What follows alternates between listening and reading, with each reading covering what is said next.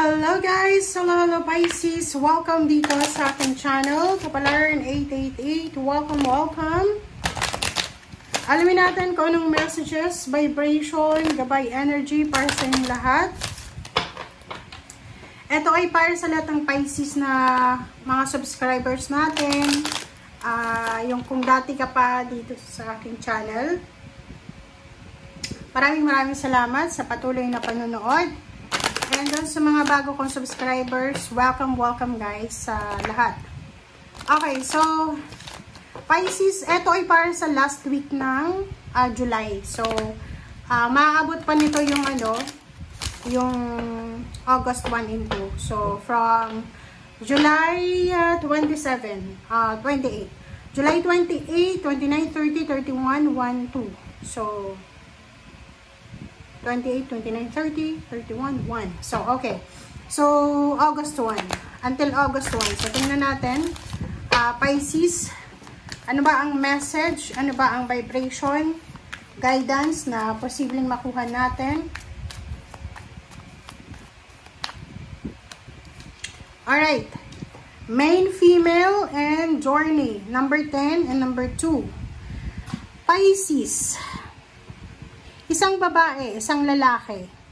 Maybe this is for the Pisces na medyo may edad ka na babae, parang single, ano ba to? May matandang dalaga, parang ganon. So, maybe you're 35 years old above, parang ganon, na single. Sinasabi ng baraha sa'yo na sa linggong ito, kung makikipagsapalaran ka na mag-sign up sa mga dating website, online, possible kang makatagpo ng isang tao na magkakagusto sa'yo. And yung taong yan ay posibleng seryoso sa'yo. Siseryosohin ka niya, pwede kang dalhin niya sa bansa niya or pwedeng siya yung pupunta sa'yo. Okay? So, ang taong yan ay sobrang matured siya. Matured siya sa mga, kumbaga, mga buhay-buhay niya na paniniwala, yung mindset niya. Wala namang pinapakita kung may edad na yan, but sinasabi ng baraha na handang-handa yan eh. Kumbaga responsable yung taong yan. Okay. Pisces, ano pa ba ang messages?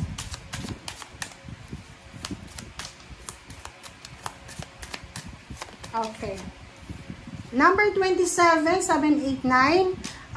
Sinasabi ng baraha Pisces na doon sa mga Pisces na possible na nag-take kayo ng exam, written exam, interview, ano pa ba? Posibleng makatanggap kayo by the end of July ng confirmation that you pass.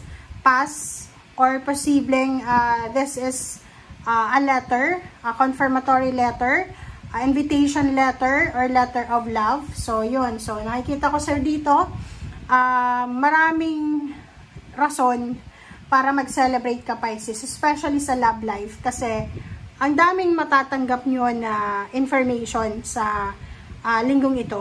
Okay, this is importanteng letter siya. Or maybe bibili ka ng plane ticket, or maybe this is residence card, or new residence confirmation contract, parang ganyan. Okay. So, Pisces, tingnan natin. Ano pa ba ang mensahe na para sa'yo?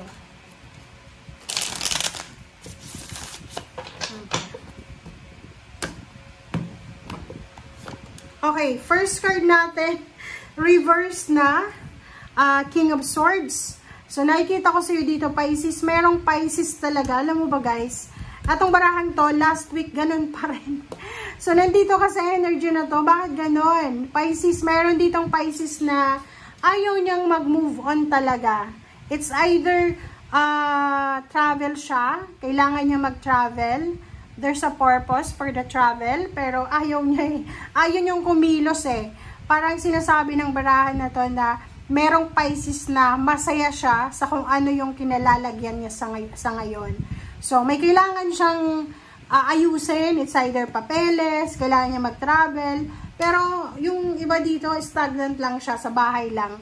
Like kung nasa Pilipinas ka, maulan, parang sinasabi ng barahan na ano lang, chill ka lang sa loob ng bahay mo. Okay. Next card, Ace of Cups. Ayun, so eto siya. There's a celebration about success. There's a confirmation. So, parang sinasabi ng barahan na aapo yung cups mo. So, magiging masaya ka. Maraming rason para maging masaya. Maraming rason para magbunyi. Okay? Okay, so the moon, just go with the flow. Kasi meron ditong King of Swords na reverse. So, sinasabi ng barahan ng the moon na kailangan mong sumunod sa flow ng buhay. Okay? And the Strength card, sinasabi ng baraha sa'yo dito na kailangan mong magpakatatag sa buhay. So, sa linggong ito, you are healthy, you are strong, parang ganon. So, maganda. Maganda yung takbo ng linggong ito. In a relationship ka ba? Kasi sinasabi ng baraha sa'yo na stable, secured yung relationship mo. And at the same time, merong Chariot dyan na posibleng makatanggap ka ng sweldo. So, may sweldohan na, diba?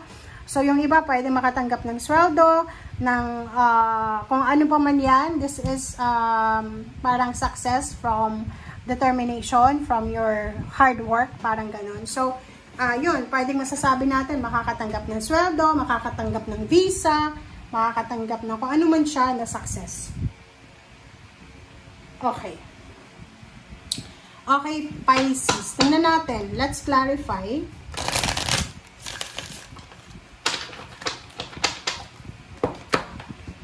I-clarify muna natin yung King of Swords na reverse. Bakit ba?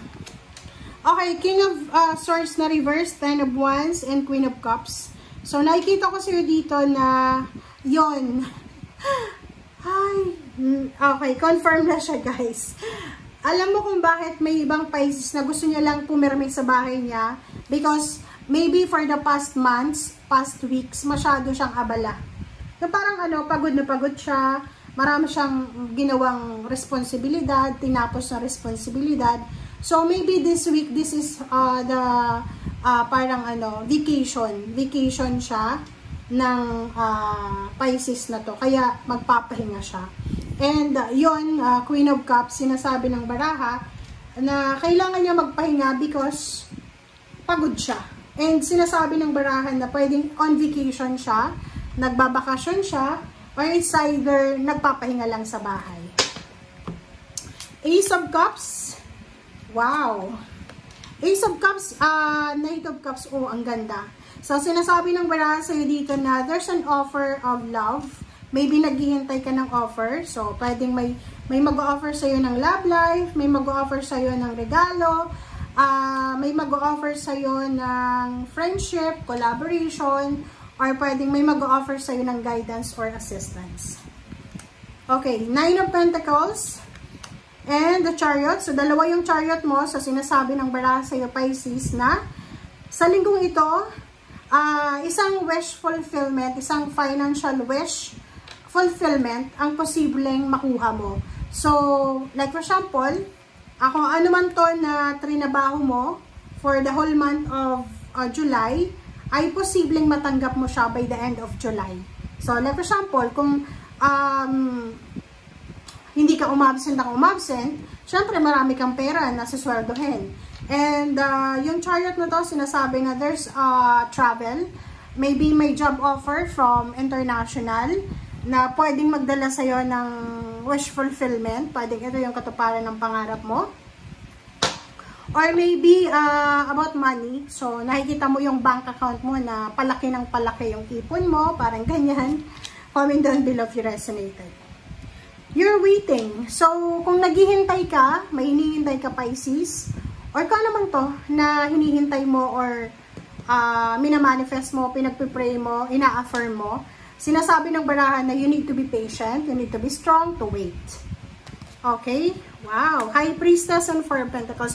Oh! So, nakikita ko sir dito, yung mga Pisces na nag-iipon kayo ng pera, sinasabi ng barahan sa'yo, huwag kang mag-alala kasi parang may prospect ka na dapat by the end of the year, ito yung pera na ipon ko. So, huwag kang mag-alala kasi sinasabi ng barahan na makakaipon ka talaga. Makukuha mo itong fulfillment of wishes mo na to sa tamang panahon. Okay? Hangman. This hangman na to is isang relationship na posibleng nahang, pwedeng mag-ex, ex-wife, ex-husband, ex-GF, BF na posibleng matuloy. So, maraming magkakabalikan, maraming mga tao na posibleng nawala sa'yo tapos babalik sa'yo. Okay, Two of Pentacles. Wow! So, isa sa mga successful na parte ng buhay mo ngayon, Pisces, is money. Diba? King of Pentacles and Two of Pentacles. So, sinasabi ng bara sa'yo na there's a good news about financial balance and success. Okay? Thank you guys for watching. Bye!